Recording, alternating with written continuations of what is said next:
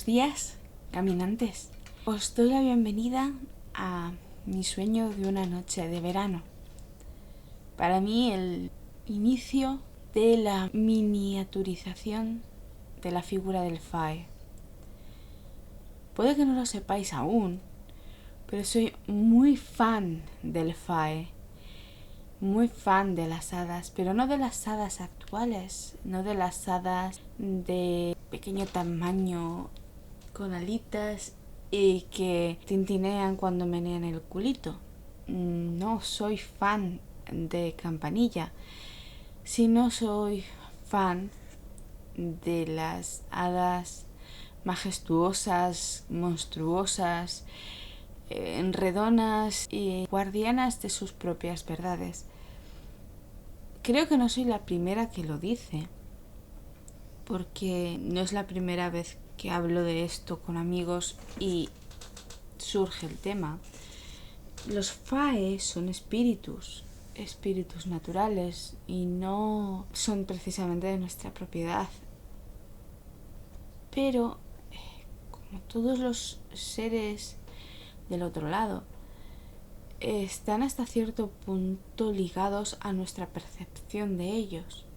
Es decir, si queremos que los Fae sean campanillas, es posible que terminen siéndolo, porque es la manera en la que nosotros decidimos que tenemos que verlos, y si desean ser vistos por nosotros, hasta cierto punto se tienen que adaptar. Sin embargo, me gusta pensar que hay mucha más dignidad en ellos que el estúpido cuento infantil que tenemos heredado de la versión Disney de este tema. Las Faes han sido representadas en la historia, especialmente en la historia de la literatura, en nuestras narraciones de muchas formas. Han sido dioses, han sido héroes, han sido reyes y reinas, han sido antepasados divinos, han sido antepasados sin más. Han sido el pueblo del túmulo, la familia rubia, los Twilight, los buenos vecinos.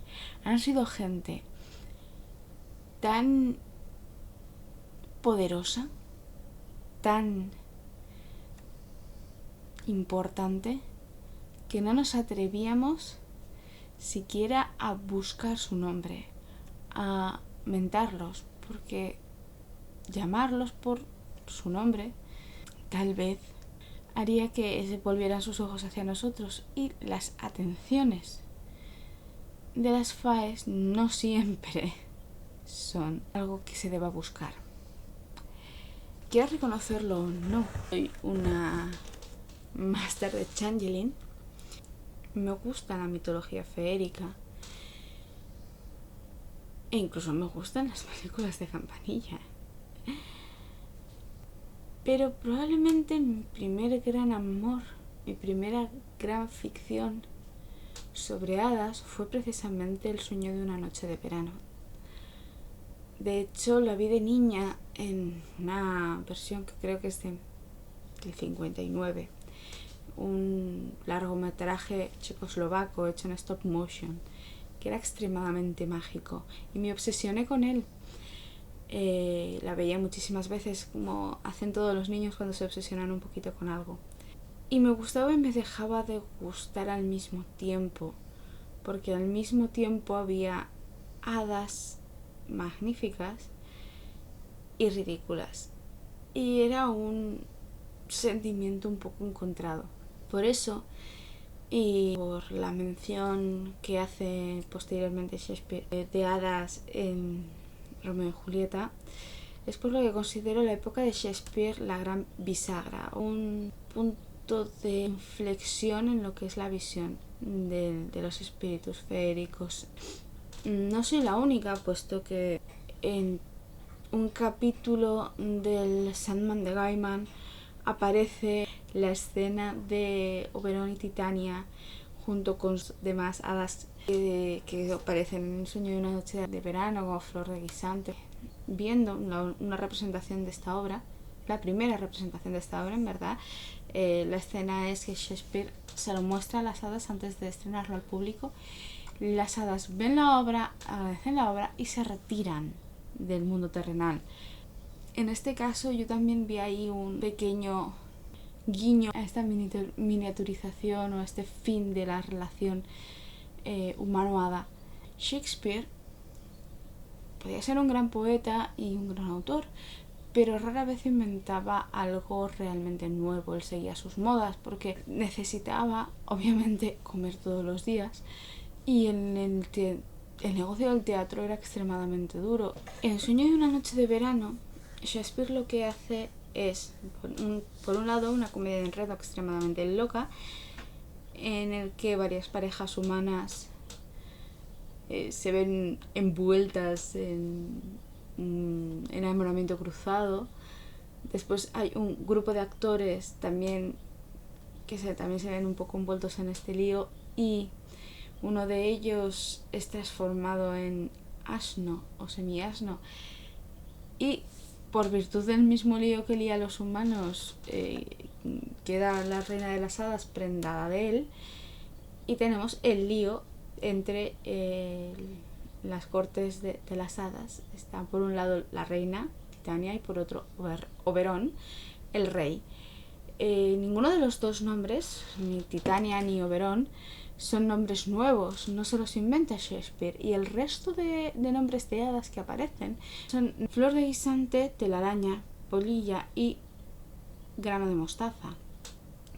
Es curioso, ¿verdad?, que todas las hadas que no son los reyes sean espíritus de cosas muy pequeñas, pero es que a través de estas cosas muy pequeñas, telarañas, polillas, plantas, flores, frutos, semillas, especias, era como se percibe a la mayor parte de estos espíritus. Son espíritus de señales pequeñas pero poderosas. En este caso, pues son espíritus naturales, muy divertidos y muy pequeñitos. Y parece que por ello deben ser poco poderosos. Y como estamos hablando de una corte feérica, daría la sensación de que todos los feéricos son muy poco poderosos. Y esto es supongo lo que Shakespeare quería.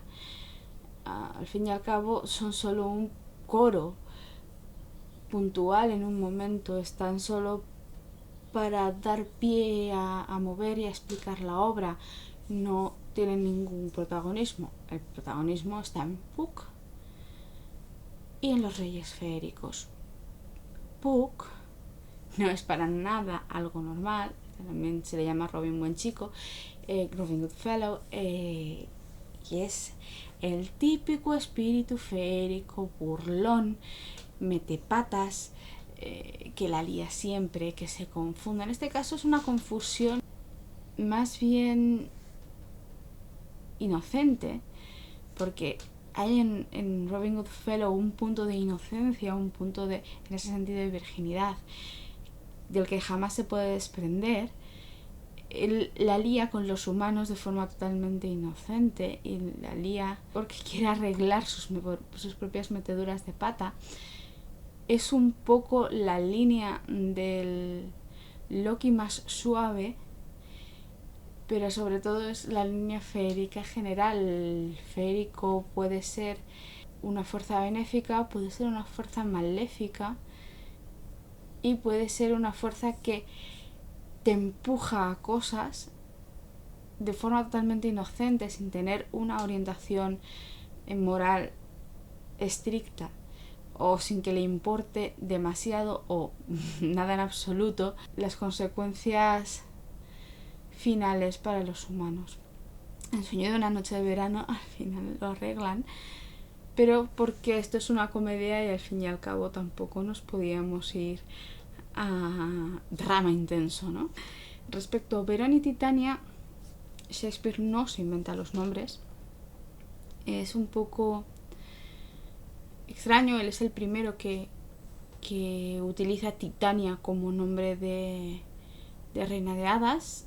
A partir de él es que esta denominación se utiliza, y se utiliza básicamente en otras obras de ficción para nada folclóricas,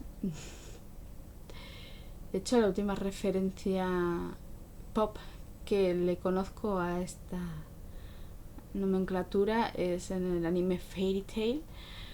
Así que, imaginad. Titania se llama así porque, como buen señor de su época, Shakespeare necesitaba introducir en sus obras un cierto, entre comillas, nivel cultural, y por eso El sueño de una noche de verano transcurre alrededor de Atenas y no transcurre alrededor de Glasgow, ¿verdad? Porque no podía estar ambientada en su tierra, porque eso no era muy cultural. Los ingleses en aquel momento desarrollaban obras, especialmente comedias y demás, algunas históricas, las históricas sí que son locales, pero pensad que se desarrollaban cosas en Italia, en Grecia, sobre turcos y tal. El centro cultural en aquel momento no era Inglaterra para nada y las referencias no eran inglesas. El sueño de una noche de verano toma el tema fae del folclore británico, pero no se desarrolla en Inglaterra, sino que se desarrolla en Atenas, en los campos alrededor de Atenas. Y los nombres de los personajes humanos son todos griegos, un poco de aquella manera, pero lo son. Shakespeare toma Titania de las Metamorfosis de Ovidio, donde Titania es el nombre dado a las hijas de un titán en concreto. Como el tema de la metamorfosis también está dentro de la obra, especialmente en El actor juguete de un burrito, es más que razonable que las metamorfosis y las novelas de Apuleyo fueran referentes directos para la obra. Así que el nombre de Titania realmente no pertenece al reino Fae, a pesar de que a lo largo de los siglos que han pasado desde esta obra, pues se le haya introducido mucho. Por eso yo siempre, a pesar de que lo respeto, me tomo con pinzas cada vez que alguien trabaja con la reina de las hadas o una reina del Fame llamándola Titania. Siempre me pregunto quién ha puesto ese nombre a ese espíritu, si es el propio espíritu el que te ha dicho yo soy Titania, reina del Fame, o es una cosa que hemos adaptado a nosotros porque culturalmente ya nos han marcado a fuego que Titania es el nombre de la reina de las hadas. Titania y no Math o Rhiannon. Y debo reconocer que tampoco creo en la existencia de una reina de las hadas o la reina de las hadas, sino que todos los espíritus feéricos de cierta posición, de cierta grandeza, de cierto poder, son en sí mismos reyes y reinas de las hadas, o reyes locales, muchos de ellos ligados a zonas, más específicamente los reyes que las reinas, pero igualmente aplicable a ambos géneros. El tema de Math es bastante interesante porque es el otro gran ejemplo de fin del respeto casi reverente al tema feérico en la cultura occidental. Y también es Shakespeare. Que Math se consideraba una reina en la mitología irlandesa. Se la consideraba reina, se la consideraba espíritu feérico, y hasta cierto punto hay detalles, sobre todo de nomenclatura. La forma de pronunciar Med es muy similar a meth, la palabra inglesa para hidromiel. Perdonad mi pronunciación, yo soy consciente de que mi inglés es lo peor. Se puede ligar a través de eso a la reina de las hadas con un culto al espíritu del alcohol, con un culto a la embriaguez sagrada, algo similar tal vez en experiencia al culto dionisíaco, aunque no tenemos para nada registros suficientes como para establecerlo como algo sentado, solo una teoría, pero a mí personalmente me pareció una teoría muy curiosa. Shakespeare en Romeo y Julieta habla de la reina Mab en un párrafo de Mercucio. Ya veo que te ha visitado la reina Mab, la partera de las hadas. Ojito, dice la partera de las hadas, no la reina de las hadas. Partera es un cargo enorme para unos espíritus de la tierra y de las cosas fértiles. No vamos a ser exquisitos con esto, ¿verdad? Su cuerpo es tan menudo cual piedra de ágata en el anillo de un regidor. Sobre la nariz de los durmientes, seres diminutos tiran de su carro, que es una cáscara vacía de avellana y está hecho por la ardilla carpintera o la oruga, de antiguas carroceras de las hadas. Ya vemos que esta reina Mab es diminuta. Viaja en un carro que es una cáscara de avellana. Son 3 centímetros. Una cosa así de longitud de su carro. O sea, realmente en este punto Mab es más parecida físicamente por tamaño a las hadas del siglo XIX. Patas de araña cenquilargas son los radios, alas de saltamontes la capota, los tirantes de la más fina telaraña, la collera de reflejos lunares sobre el agua, la fusta de hueso de grillo, la tralla de hebra, el cochero, un mosquito vestido de gris, menos de la mitad de un gusanito sacado del dedo holgazán de una muchacha. Y con tal pompa recorren la noche cerebros de amantes y les hace soñar el amor, rodillas de cortesanos y les hace soñar reverencias, dedos de abogados y les hace soñar honorarios, labios de damas y les hace soñar besos, labios que suele ulcerar la colérica Mab, pues su aliento está mancillado por los dulces. A veces galopa sobre la nariz de un cortesano y le hace soñar que huele alguna recompensa, y a veces acude con un rabo de cerdo por diezmo y cosquillea en la nariz al cura dormido que sueña con otra parroquia. A veces marcha sobre el cuello de un soldado y le hace soñar con degüellos extranjeros, brechas, emboscadas, espadas españolas, tragos de alitro, y entonces le tamborilea en el oído lo que le asusta y despierta. Y él, sobresaltado, entona oraciones y vuelve a dormirse. Esta es la misma Mab que de noche les trenza la crin a los caballos y a las desgreñadas les emplasta mechones de pelo que desenredados traen desgracias. Es la bruja que, cuando las mozas se hacen boca arriba, las oprime y les enseña a concebir. Aquí Shakespeare junta en la reina Mab un montón de características de diferentes feéricos. Soñar con amores, soñar con sexo. O sea, cuando las mozas se hacen boca arriba, las oprime y les enseña a concebir. Estos son referencias a los sueños sexuales. La opresión sobre el pecho, que son feéricos, pues de pesadilla. Traer tanto sueños buenos como sueños malos. Traer indicios de soberbia o de avaricia. Sueños que te llevan a querer más. Estos son diferentes trazas de diferentes feéricos. Y Shakespeare las recoge todas en un párrafo pequeñito sobre un ser diminuto que en principio no parece tener mucho poder porque solo habla de que da sueños, pero que después se va envalentonando y le va metiendo cosas cada vez de restos de más poder, y pasa de una figura que parece extremadamente benéfica a llamarle la bruja y meterle ahí cosas que dan miedito. Shakespeare no sabía muy bien qué hacer con las hadas en este sentido, porque en su momento, en su cultura, las hadas todavía daban miedito, pero él no quería que fuera así, él quería que fueran pequeñitas y manejables. Hasta cierto punto, esto último lo consiguió. Pero antes de pasarnos a hablar de las hadas posteriores, el siglo XIX y el siglo XX, y dar este salto porque realmente fue una moda. En Shakespeare se habla de hadas, pero después hay como un hueco. La literatura decidió que no era un tema interesante hasta el romanticismo.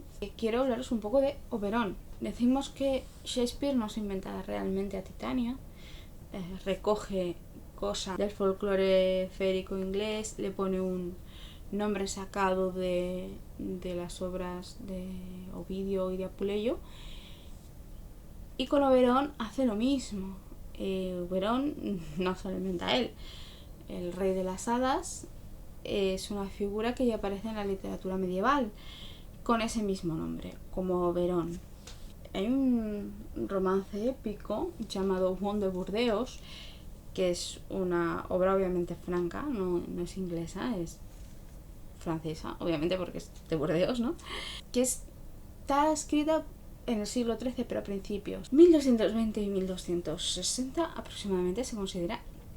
Y ya en ese momento los estudiosos de la literatura medieval consideran que el personaje de Oberon ya está un poco desnaturalizado y ya ha absorbido cosas de otros personajes feéricos y otros folclores, y es una pequeña amalgama de cosas, y estamos hablando del siglo XIII, ¿eh?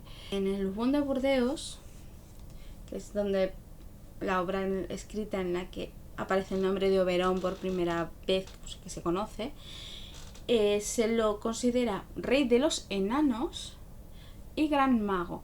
Hay un problema de nomenclatura en la literatura occidental, entre una gran confusión entre enano y elfo o hada.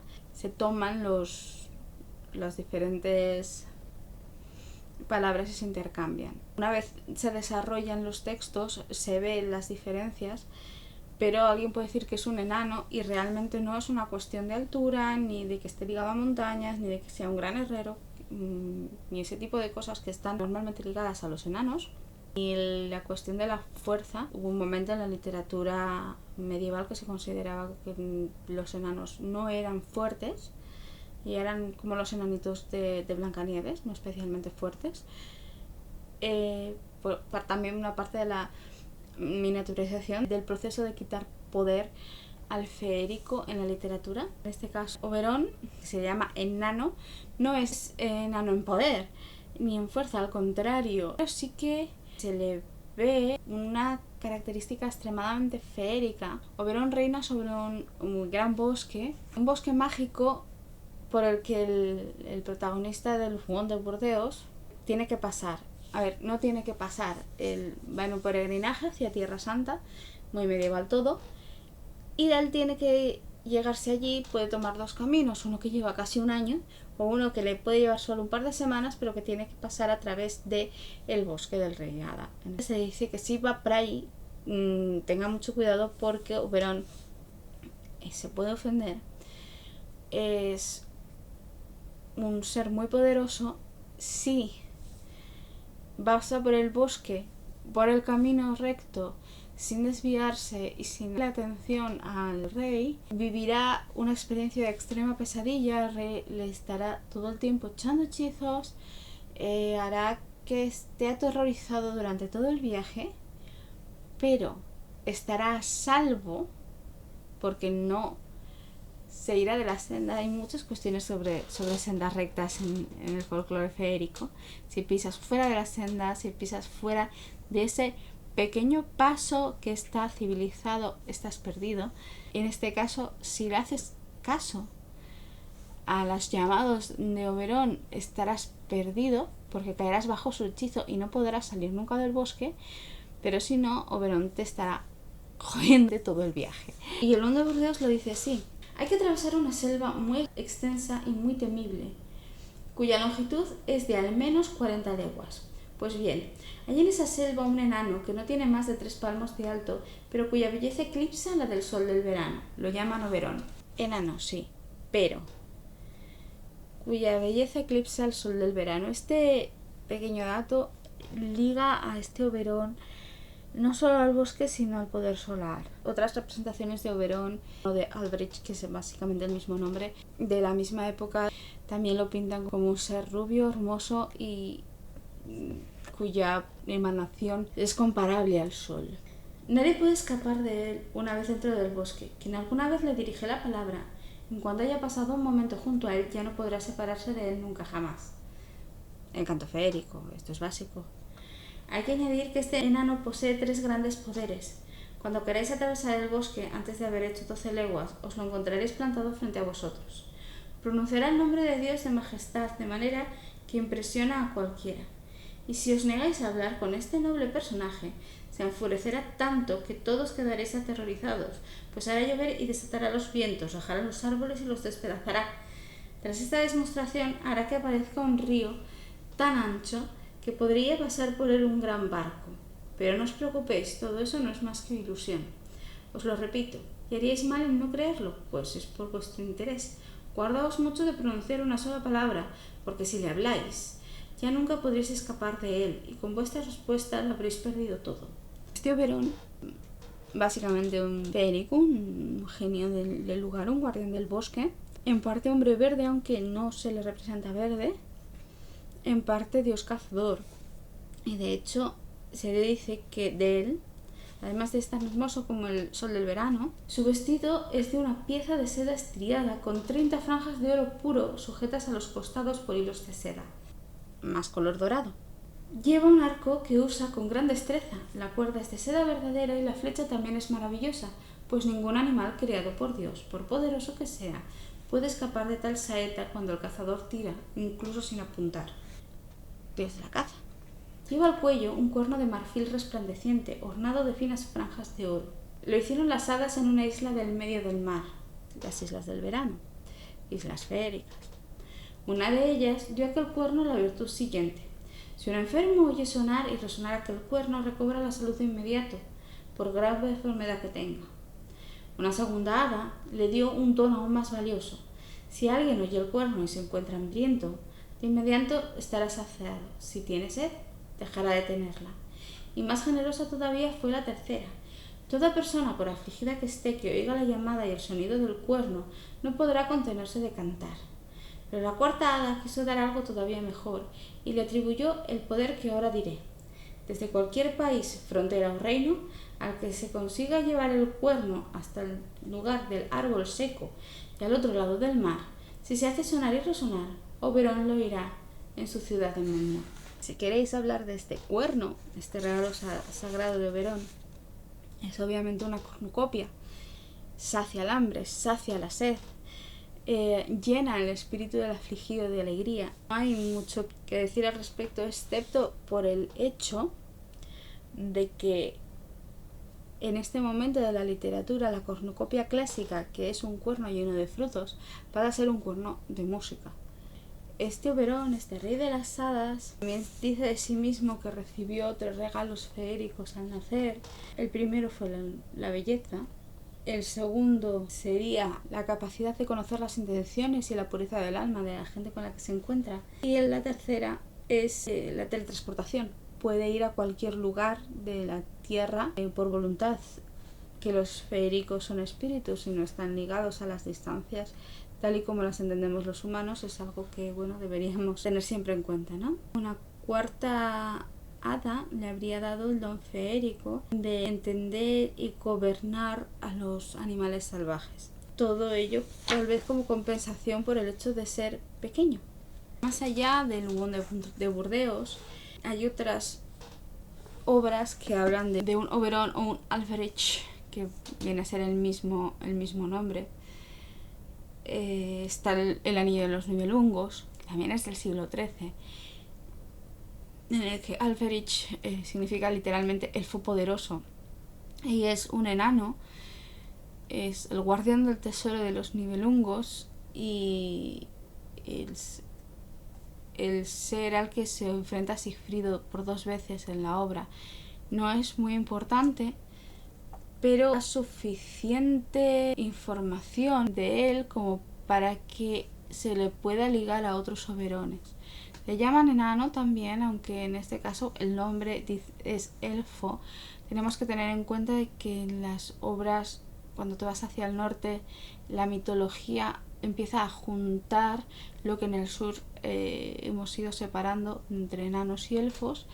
Y ya en Escandinavia un enano no es más que un elfo oscuro, mientras que hay elfos de luz. En el caso del Alberich de los Nibelungos, estamos hablando de un enano extremadamente fuerte, guerrero y guardián, que es derrotado por 2 veces. Primero cuando Sigfrido llega por primera vez al tesoro del Nibelungo, y después cuando ya siendo rey decide, después de pasar un montón de pruebas, volver a su tierra disfrazado y se enfrenta a sus propios guardianes y vence a Alberich con bastante facilidad, pero en este caso sí que considera que Alberich es un anciano barbudo fuerte, pero un barbudo anciano canoso.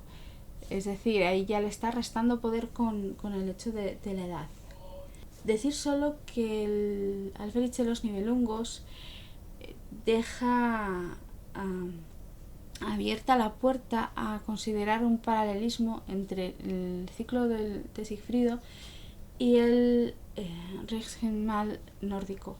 Y solo diré que la raíz Nivel del Nibelungo es la misma raíz que da en nórdico el Niflheim, el reino de las brumas. Estás ligando a feéricos iguales a las montañas, al reino brumoso, al reino espiritual. Y el tema de las brumas es alrededor de los feéricos, es una constante en toda la Europa occidental, tanto la nórdica, germánica como la céltica. A finales del siglo XIII aparece en un poema llamado Orkneyt, o también un Alberich, que se parece más al Oberón del Huon de Burdeos. Es un niño precioso, como de unos 4 años, que encuentra el protagonista del poema, Orkneyt, dormido bajo un árbol. Y tan bonito es que Orkneyt quiere cogerlo en brazos y protegerlo. A esto, cuando despierta, el ser le propina tal puñetazo que lo deja casi cao, y después se da una ducha. En el poema después se descubre que obviamente no es un niño de 4 años, es una persona enana, preciosa, rubia y también comparada con el sol, lo mismo que en el Huon. Y con el tiempo se descubre que este ser es centenario, que es el padre del protagonista, siendo básicamente el dios tutelar lombardo, que al ver que los reyes de su reino no podían concebir un heredero, se entromete, dejando él preñada a la reina con un heredero varón.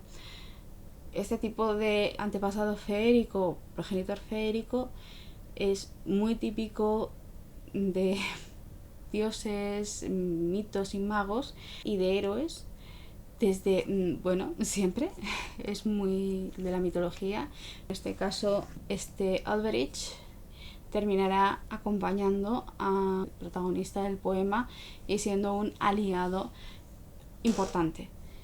¿Qué quiero decir al repasar todo este Oberón medieval? Que cuando llegamos al siglo XVI con Shakespeare, el Oberón del sueño de una noche de verano, sí, es un rey de las hadas y por tanto las hadas de su corte le obedecen, le temen hasta cierto punto, especialmente temen que se pelee con Titania, pero no ostenta la cantidad de poder que parece ostentar el Oberón del siglo XIII, tanto el de Orkneyt como el del Huon de Burdeos especialmente.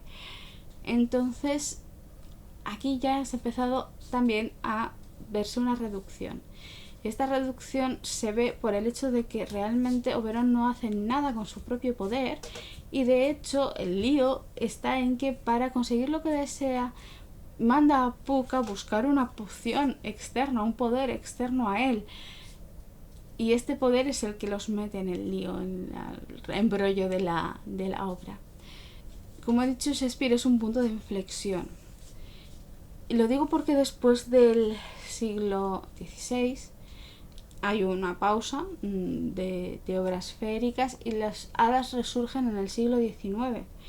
Y las hadas del siglo XIX se parecen más a la Mab de Romeo y Julieta que a los oberones del siglo XIII.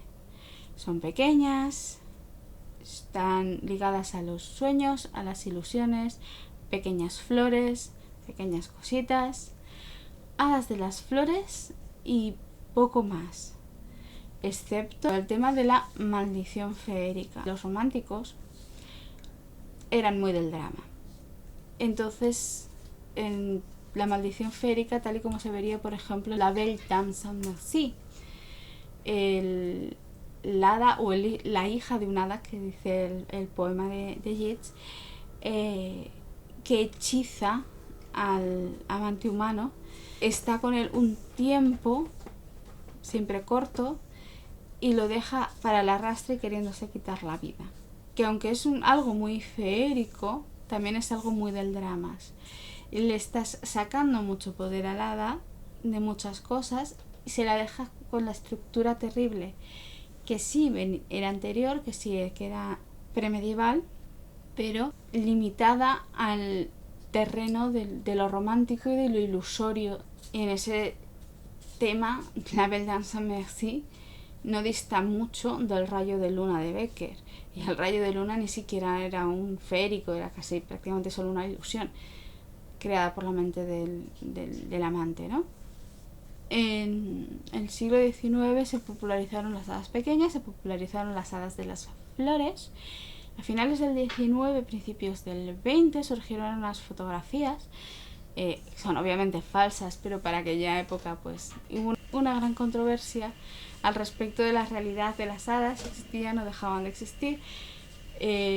Por ejemplo, uno de los grandes defensores de la existencia de las pequeñas hadas fue Sir Arthur Conan Doyle. Como dato, el creador de Sherlock Holmes era un ferviente creyente en los espíritus feéricos y defendía que esas fotos podían bien ser ciertas. A partir del siglo XIX tenemos esta hada en miniatura.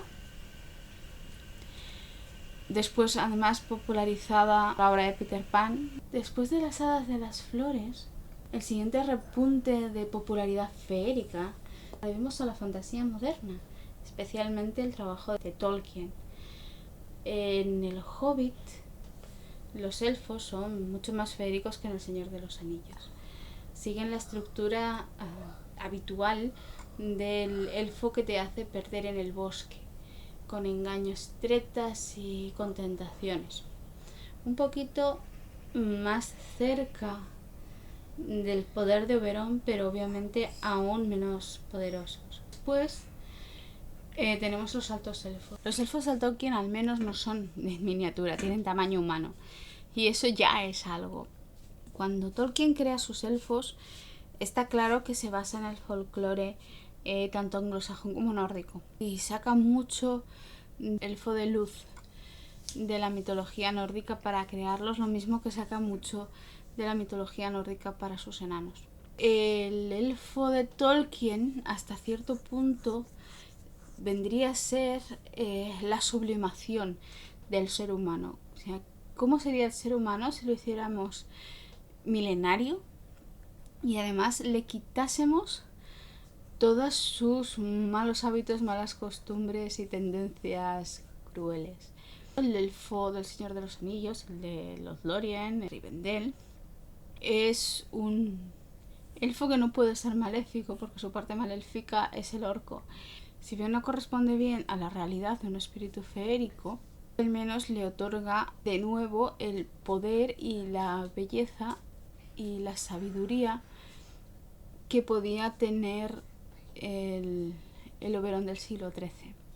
A partir de Tolkien, las figuras de los elfos altos, sabios y de luz se popularizan en la literatura, en la fantasía actual, en el rol, en Dungeons and Dragons, e incluso empiezan a surgir elfos de la misma catadura, de la misma raíz del tipo de Tolkien, pero girados a la oscuridad. El elfo oscuro o Drow, el elfo silvano considerado como un elfo gris, ni de luz ni de oscuridad. Cada vez la fantasía tiende más a mirar hacia atrás, ya no al siglo XIX, sino a la literatura medieval o incluso a la mitología anterior. Cada vez la fantasía moderna, la épica moderna, tiende más a crear elfos feéricos y hadas con más contenido folclórico y más parecidos a lo que podría llegar a ser un espíritu feérico real. Y ese trabajo se lo debemos a los autores de finales del siglo XX y principios del XXI y movimientos de juego de rol en especial que han tenido a bien recuperar eso. Nombrar las obras de Concha Perea, que si bien están basadas en gran medida en el juego de rol de Changeling y tienen, además de la necesidad de la consecución narrativa, porque hay que contar una historia, que es algo que le pasa a todas las obras de literatura, tiene detrás un estudio muy grande de folclore. Changeling ya lo tenía, Concha lo tiene aún más. En verdad es una de las mejores autoras de ficción feérica que conozco en la actualidad. Y obviamente me gustaría cerrar este podcast así sobre el repaso de figuras feéricas literarias y Shakespeare, recomendando no solo la lectura de Sueño de una noche de verano, sino obras sobre folclore feérico, en especial autores como Catherine Briggs, Nancy Arrowsmith y muy especialmente los libros de tema feérico de Claude Lecoq. El tema de los feéricos es casi inabarcable, y si de verdad os gusta o os interesa que hable un poco más a nivel folclórico, incluso antropológico de esto, pues tenéis la cajita, me lo decís, me dais likes y todas estas cosas que habitualmente hace internet para que los creadores de contenido sepamos qué es lo que gusta. Mis mensajes están abiertos, mis redes sociales también, y estaré encantadísima de compartir un cuerno de hidromiel en honor a Map con cualquiera que quiera hablar un poquito más de hadas. Si nosotros, sombras, os hemos ofendido, pensad esto y todo queda arreglado, que no habéis sino soñado mientras estas visiones surgieron. Y este tema fútil y ocioso, producto sino de un sueño, señores, no reprendáis. Si otorgáis vuestro perdón, haberemos de enmendarnos, y puesto que honesto puc soy, si alcanzamos la inmerecida gracia de escapar ahora del silbido de la sierpe, pronto nos amistaremos, o mentiroso podéis llamarme. Así pues, buenas noches a todos. Aplaudid si amigos somos, y Robin todo lo arreglará.